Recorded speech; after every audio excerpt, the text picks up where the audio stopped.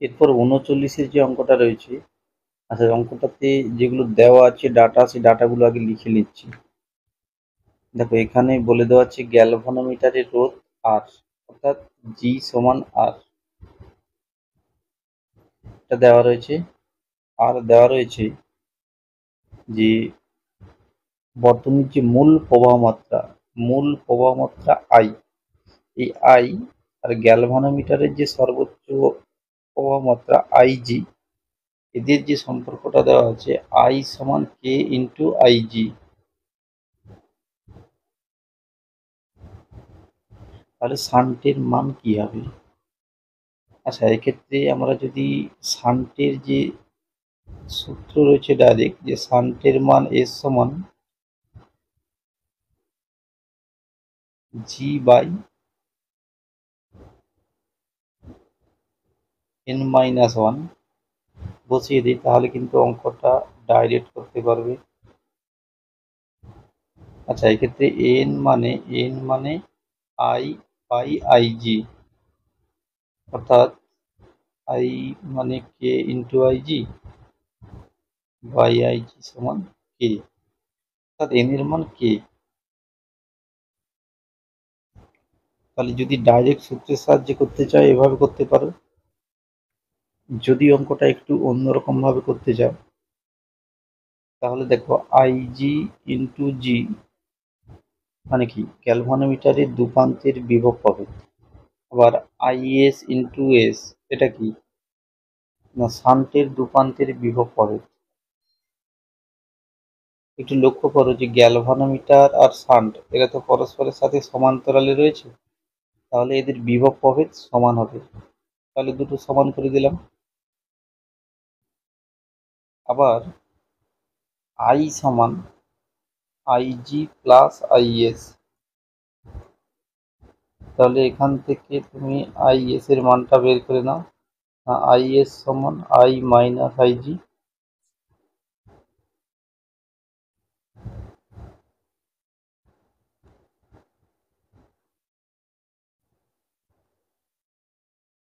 তাহলে এখান থেকে এস সমান,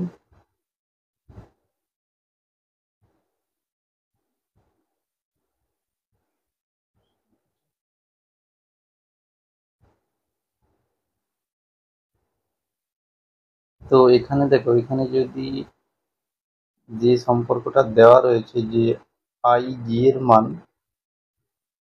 এ ইন্টু আই জি সমান আই, এটা দেওয়া রয়েছে প্রশ্নে, তাহলে যদি ওই মানটা বসিয়ে নাও আই এর জায়গায়,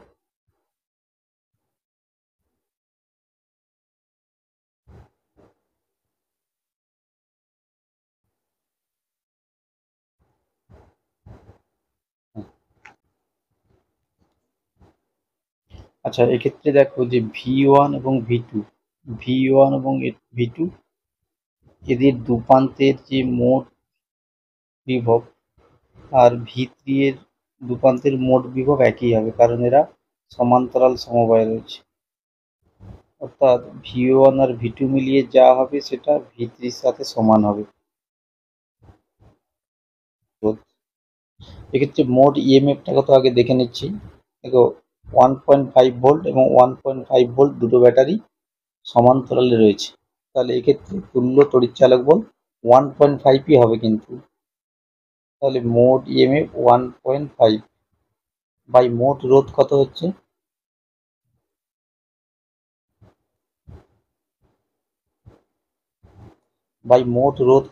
না মোট রোধ।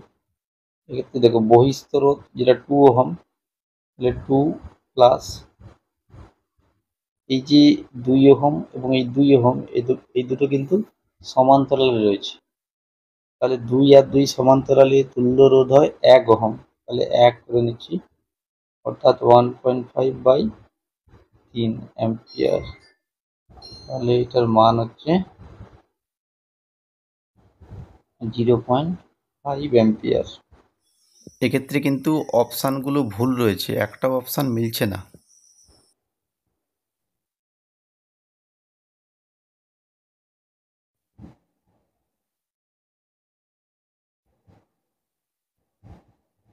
এরপর 42-এর যে অঙ্কটা রয়েছে, n সংখ্যক কোষ একবার শ্রেণী সমবায় এবং n সংখ্যক কোষ আরেকবার সমান্তরালে যোগ করা হয়েছে। এক্ষেত্রে তোমাকে বের করতে হবে উভয় ক্ষেত্রে তড়িৎ চালক বলের তুল্য তড়িৎ চালক বলের অনুপাতটা কি হবে এবং অভ্যন্তরীণ রোধের অনুপাতটা কি হবে। তাহলে দেখো প্রথম ক্ষেত্রে অর্থাৎ যে শ্রেণী সমবায় যেটা রয়েছে, শ্রেণী সমবায়ের ক্ষেত্রে এদের মোট ইএমএফ কিন্তু যোগ হবে, অর্থাৎ n সংখ্যক ই যোগ করলে তুল্য তড়িৎ চালক বল nই হবে। আবার এই সমান্তরাল সমবায়ের ক্ষেত্রে যদি প্রতিটা কোষের তড়িৎ চালক বল একই হয়, সেক্ষেত্রে প্রতি কোষের তড়িৎ চালক বল কিন্তু ই, তাহলে তুল্য তড়িৎ চালক বল ই হবে, অর্থাৎ অনুপাতটা হবে এনই বাই ই এন। এবার যদি রোধের অনুপাতটা দেখি, এক্ষেত্রে মোট রোধ না প্রত্যেকটা কোষের মধ্যে যে অভ্যন্তরীণ রোধ রয়েছে তারা কিন্তু পরস্পর শ্রেণী সমবায় রয়েছে, এগুলো সব শ্রেণী সমবায় রয়েছে, তাহলে মোট রোধ হবে এন আর। আর এক্ষেত্রে প্রত্যেকটা রোধ সমান্তরাল সমবায় রয়েছে, তাহলে তুল্য অভ্যন্তরীণ রোধ আর বাই এন। যদি এটা সরল করলেই তাহলে এন স্কোয়ার, অর্থাৎ তড়িৎ চালক বলের অনুপাত এন এবং অভ্যন্তরীণ রোধের অনুপাত এন স্কোয়ার। এবার দেখো 43-এর যে অঙ্কটা, সেটা দুটো কোষ রয়েছে যাদের তড়িৎ চালক বলের মান সমান। আমি তড়িৎ চালক বল ই দেওয়া আছে, তাহলে তড়িৎ চালক বল ই, অভ্যন্তরীণ রোধ R1। আরো একটা কোষ যার তড়িৎ চালক বল ই, অভ্যন্তরীণ রোধ আলাদা R2। তো এদেরকে একটা বহিস্থ আর রোধের সাথে যুক্ত করা হয়েছে। তাহলে এক্ষেত্রে প্রবাহ মাত্রা যদি আই হয়, আই সমান আমরা জানি যে মোট ইএমএফ বাই মোট রোধ, এক্ষেত্রে মোট EMF E plus E by মোট রোধ। মোট রোধ মানে দেখো বহিস্থ রোধ প্লাস দুটো কোষের তুল্য অভ্যন্তরীণ রোধ, তাহলে তুল্য অভ্যন্তরীণ রোধ R1 প্লাস R2, অর্থাৎ 2E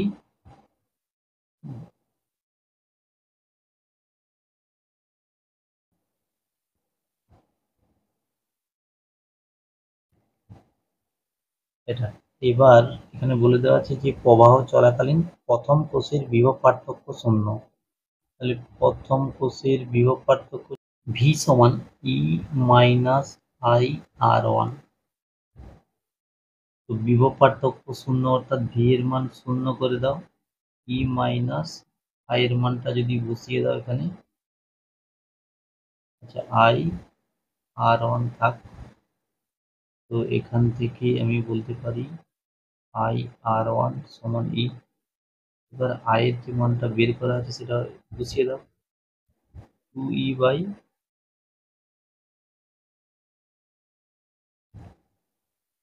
ওই পক্ষ থেকে ই, এই ই এবং ই বাদ দিয়ে দাও, আচ্ছা এদিকে R1 থাকবে, তাহলে 2R1 সমান আর প্লাস R1 প্লাস R2, তাহলে R1 আর যদি বাম দিকে আনে 2R1 minus R1 minus R2 সমান আর, তাহলে R1 মাইনাস R2 সমান আর।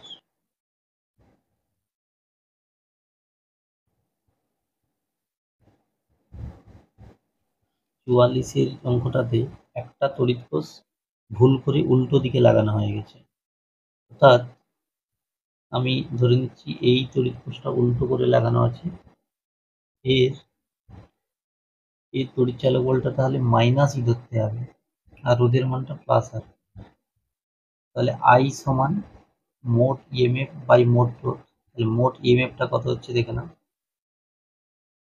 এটার জন্য ই প্লাস ই, আর 3 নম্বরের জন্য মাইনাস, আবার 4 নম্বরের জন্য ই, এবার পাই মোট রোধ মানে কি বহিঃস্থ রোধ প্লাস কোষগুলির মোট অভ্যন্তরীণ রোধ। এবার মোট অভ্যন্তরীণ রোধ কিন্তু যোগ হবে, কারণ তুমি যদি একটা কোষকে উল্টো করে লাগাও তাহলে কিন্তু রোধকে যদি তুমি ঘুরিয়ে লাগাও তাহলে রোধের মান যেমন ছিল তেমনই থাকবে, রোধ কখনো মাইনাস হবে না। সি মাইনাস সি কেটে গিয়ে 2e।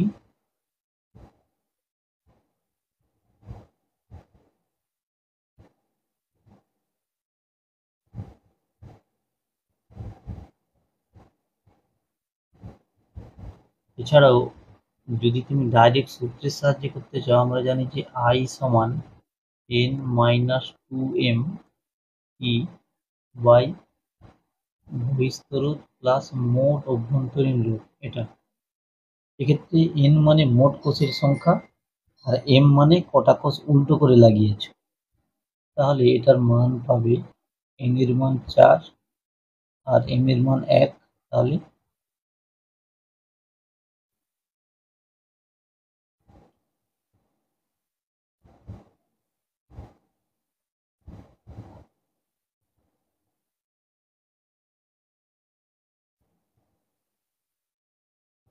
চাইলে এভাবেও করতে পারো অঙ্কটা।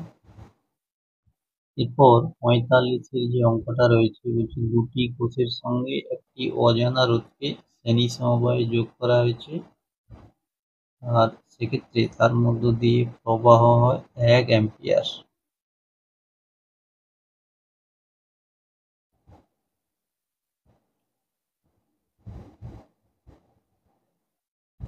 আর যদি কোষগুলোকে আমি সমান্তরালে যোগ করি তাহলে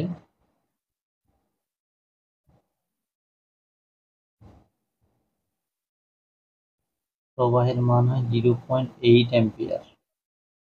আমি বহিঃস্থ রোধটা ক্যাপিটাল আর ধরে নিচ্ছি, আর প্রতিটা কোষের তড়িৎ চালক বল ই ধরে নিচ্ছি ই, আর অভ্যন্তরীণ রোধ আর। আর দুটা একই ধরনের কোষ, তাহলে উভয়েরই তড়িৎ চালক বলই অভ্যন্তরীণ রোধ আর হবে। এবার প্রথম ক্ষেত্রে দেখো প্রবাহ মাত্রা I সমান, আমরা জানি যে I সমান মোট EMF 2E বাই মোট রোধ আর প্লাস এটা। তো এখানে যদি মানগুলো বসিয়ে দিই 1 সমান 2E বাই 2R, তাহলে এখান থেকে তুমি R প্লাস 2R সমান 2E, এটা 1 নং সমীকরণ ধরে নিচ্ছি। এবার দ্বিতীয় ক্ষেত্রে আমরা জানি I সমান মোট EMF বাই মোট রোধ। এক্ষেত্রে মোট EMF E থাকে, আর মোট রোধ বহিঃস্থ রোধ প্লাস এই R এবং R এর তুল্য রোধ। তাহলে R এবং R এর তুল্য রোধ কত হয় না R/2, সমান্তরালে R/2 হবে। যদি এর মানটা বসিয়ে নেই তাহলে 2/2R প্লাস R। আচ্ছা, এবারে একটু মানটা বসিয়ে নাও। I এর মান 0.8, তাহলে 0.8 সমান 2E by 2R plus R। তো যদি আমি একটু গুণ করে নিই তাহলে দেখো 2E 0.8 into 2R plus R সমান 2। আচ্ছা, এখানে যদি আমি এর মানটা বসিয়ে নিই, এর মান দেওয়া আছে 2, তাহলে এটা 4। এটাকে 1 নং সমীকরণ ধরে নাও, তাহলে এটাকে 1 নং সমীকরণ ধরে নাও এবং এখানে এর মানটা বসিয়ে দাও। এর মানটা বসিয়ে 2R প্লাস R, এর মান তো 2, তাহলে এটা 4 বাই 0.8, তাহলে 40/8 অর্থাৎ 5 হচ্ছে। তাহলে এই 2R প্লাস R এটা সমান 5, এটাকে 2 নং সমীকরণ ধরে নাও। এবারে 1 আর 2 সমাধান করে তুমি বড় আর এবং ছোট আর এর মানটা পেয়ে যাবে। তাহলে এক্ষেত্রে ক্যাপিটাল আর এর মান হচ্ছে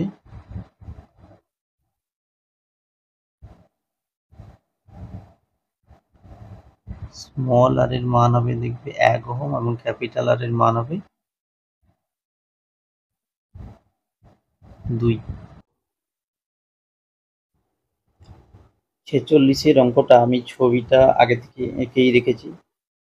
তো বলছে n সংখ্যক অনুরূপ কোষ তাদেরকে একটা বহিস্থ আর রোধের সঙ্গে শ্রেণী সমান্তরাল তুমি যেভাবেই যোগ করো উভয় ক্ষেত্রেই প্রবাহ মাত্রা একই। তো আমি ধরে নিচ্ছি শ্রেণী সময়ে প্রবাহ মাত্রাটা I1, তাহলে I1 সমান মোট ইএমএফ বাই মোট রোধ। এক্ষেত্রে দেখো মোট ইএমএফ কিন্তু NE, আর মোট রোধ কত হবে বহিস্থ রোধ প্লাস মোট অভ্যন্তরীণ রোধগুলোর যোগ, অর্থাৎ NR হবে এটা।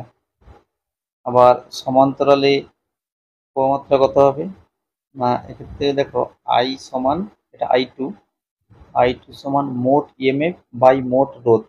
তাহলে মোট ইএমএফ কত না, যদি ই এরা সমান্তরালে থাকে একই মান বিশিষ্ট একই তড়িৎচালক বল বিশিষ্ট কোষ যদি সমান্তরালে থাকে তাদের তুল্য তড়িৎচালক বল সেটাই হয়, অর্থাৎ তুল্য তড়িৎচালক বল ই হবে।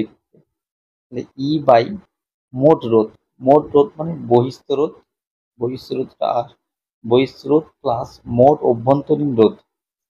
এখন দেখো মোট যে অভ্যন্তরীণ রোধ অর্থাৎ এই যে এই আর এরা কিন্তু সব সমান্তরালে রয়েছে। তাহলে আর আর আর আর এরকম যদি এন সংখ্যক আর সমান্তরালে থাকে তুল্য রোধ হয় আর বাই এন। তাহলে তুল্য রোধ হবে আর বাই এন। তাহলে I2 এর মান পেলাম, যদি এটাকে লব হরকে এন দিয়ে গুণ করে নিই এন আর প্লাস আর। এবার I1 আর I2 সমান বলে দেওয়া আছে, তাহলে I1 সমান I2 করে দাও। I1 I2 সমান, তাহলে I1 এর মান NE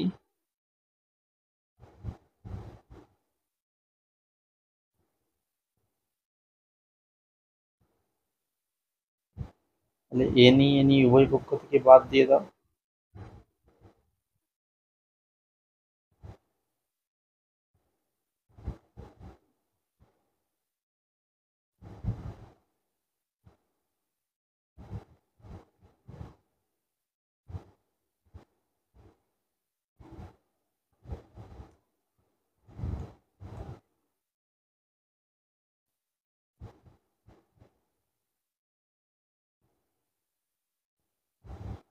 পর 47-এর যে অঙ্কটা রয়েছে, অসম প্রস্থচ্ছেদের একটি ধাতব পরিবাহী দুপ্রান্তে একটি স্থির বিভব প্রভেদ প্রয়োগ করা হলো, পরিবাহী বরাবর যে রাশিটি ধ্রুবক থাকে। আচ্ছা, মানে তারটা কোথাও সরু মোটা এরকম যদি থাকে, ধরো কোথাও সরু মোটা এরকম যদি তার থাকে, তাহলে এক্ষেত্রে কিন্তু প্রবাহ মাত্রা সব জায়গাতে একই হতে হবে। এখানে প্রবাহ মাত্রা I হলে এখানেও প্রবাহ মাত্রা I, এখানেও প্রবাহ মাত্রা I, অর্থাৎ প্রবাহ মাত্রা সব জায়গাতে একই হবে।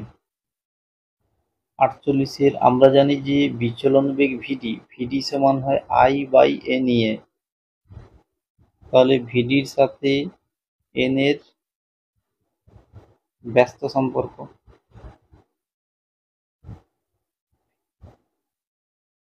এরপর 49-এর অঙ্কটাতে আমরা জানি ভিডি সমান I/NEA। এক্ষেত্রে বলে দেওয়া আছে উভয় ক্ষেত্রে প্রবাহ মাত্রা একই, তাহলে I একই উভয় ক্ষেত্রে।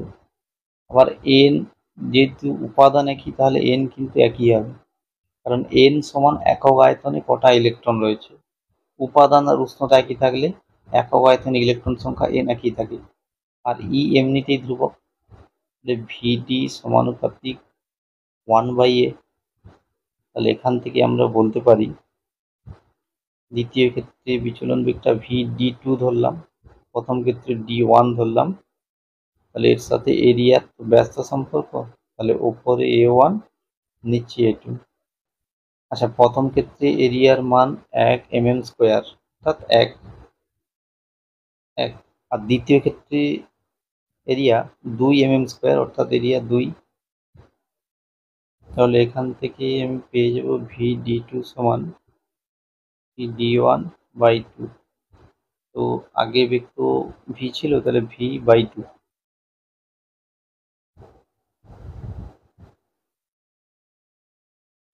এরপর 50-এর অঙ্কতে দুটি তারের ব্যাসের অনুপাত দেওয়া আছে 1:4।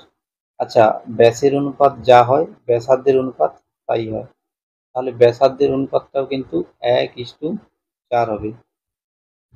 এবার উভয় তারের মধ্য দিয়ে একই মানের তড়িৎ প্রবাহিত হচ্ছে, তাহলে আই কিন্তু উভয়ের ক্ষেত্রে একই হচ্ছে। তাহলে তোমাকে বের করতে হবে বিচলন বেগের অনুপাত, অর্থাৎ প্রথম ক্ষেত্রে যদি D1 এবং দ্বিতীয় ক্ষেত্রে যদি D2 ধরি, এদের অনুপাতটা দিয়েছে। আচ্ছা, আমরা জানি ভিডি সমান আই বাই এ নিয়ে,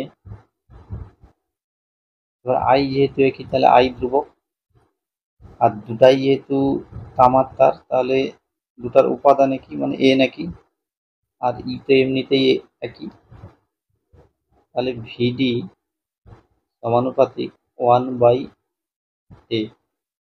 আবার এ এ কি না, এ হচ্ছে গিয়ে তারের প্রস্থচ্ছেদের ক্ষেত্রফল। যদি ব্যাসার্ধ আর হয় তাহলে এ এর মান পাই আর স্কোয়ার, অর্থাৎ ভিডি সমানুপাতিক 1/পাই আর স্কোয়ার, বা ভিডি সমানুপাতিক 1/আর স্কোয়ার। তাহলে এখান থেকে আমি বলতে পারি V D one by V D two সমান আর টু বাই আর ওয়ানের হোল স্কোয়ার, অর্থাৎ আর টুর মান এখান থেকে আর টু যদি 4 হয় আর ওয়ান 1 হবে, তাহলে 16/1। আচ্ছা, 51 অঙ্কতে শুধু তারের দৈর্ঘ্যটা পরিবর্তন করে 2L করা হয়েছে, তাহলে নতুন প্রবাহ বেগ কি হবে? আচ্ছা, আমরা জানি যে বিচলন বেগ ভিডি সমান তো আই বাই এ নিয়ে, এক্ষেত্রে এন, ই এবং এ এগুলো কিন্তু একই আছে, শুধুমাত্র দৈর্ঘ্য চেঞ্জ করা হয়েছে। যদি দৈর্ঘ্য চেঞ্জ করি সেক্ষেত্রে রোধের মান চেঞ্জ হবে। দৈর্ঘ্য যদি দ্বিগুণ করি রোধের মান দ্বিগুণ হবে, কারণ আর সমানুপাতিক এল। তাহলে এখান থেকে বলতে পারি আর টু বাই আর ওয়ান সমান L two by L one. তাহলে দৈর্ঘ্য যেহেতু দ্বিগুণ করা হয়েছে তাহলে পরের দৈর্ঘ্য 2, পরের দৈর্ঘ্য 2, আগের দৈর্ঘ্য 1, অর্থাৎ আর টু বাই আর ওয়ান সমান কিন্তু 2/1। এবার এখান থেকে আমি কি পেলাম না, ভিডি সমানুপাতিক আই। তাহলে দ্বিতীয় ক্ষেত্রে বেগটা যদি ভি টু ধরি, প্রথম ক্ষেত্রে বেগটা যদি ভি ওয়ান ধরি, তাহলে এটার মান হচ্ছে I two by I one. এবার আই সমান তো ভি বাই আর, ভি এর পরিবর্তে এখানে তড়িৎ চালক বল ই দেওয়া আছে, তাহলে ই বাই আর টু, আর আই ওয়ান মানে ই বাই আর ওয়ান। তাহলে সরল করলে R one by R two, তাহলে 1/2, অর্থাৎ ভি টু এর মান ভি ওয়ান বাই টু, অর্থাৎ ভিডি বাই টু। 52 অঙ্কটাতে ধরো একটা ইলেকট্রনের প্রাথমিক বেগ, সমস্ত ইলেকট্রনের প্রাথমিক গড় বেগ কিন্তু 0, তাহলে ইউর মান 0। টাও সময় পরে এর বেগটা বেড়ে গিয়ে ভিডি হচ্ছে। তো এখানে ত্বরণটা যদি এ হয় আমি বলতে পারি ভি সমান ইউ প্লাস এটি, এই সূত্র অনুযায়ী। তাহলে ভিডি সমান প্রাথমিক বেগ 0 আর ত্বরণ এ টাইম টাও, তাহলে ভিডি সমান এ টাও। আচ্ছা, এ মানে তো এফ বাই এম, তাহলে এফ বাই এম টাও। আচ্ছা, এফ মানে ই কিউ। যদি একটা ইলেকট্রন হয়, ইলেকট্রনের আধান ই ধরা হয়, তাহলে ই কিউর মান, আর নিচে ইলেকট্রনের ভর, আর টাও ধরলাম।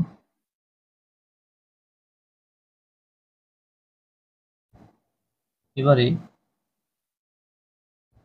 আমরা জানি যে তড়িৎ ক্ষেত্র যদি ই হয়, ই সমান কিন্তু ভি বাই এল হয়। তাহলে যদি এটা বসিয়ে নেই তাহলে ই বাই এম এল। অর্থাৎ অপশান সি ঠিক হচ্ছে এখানে।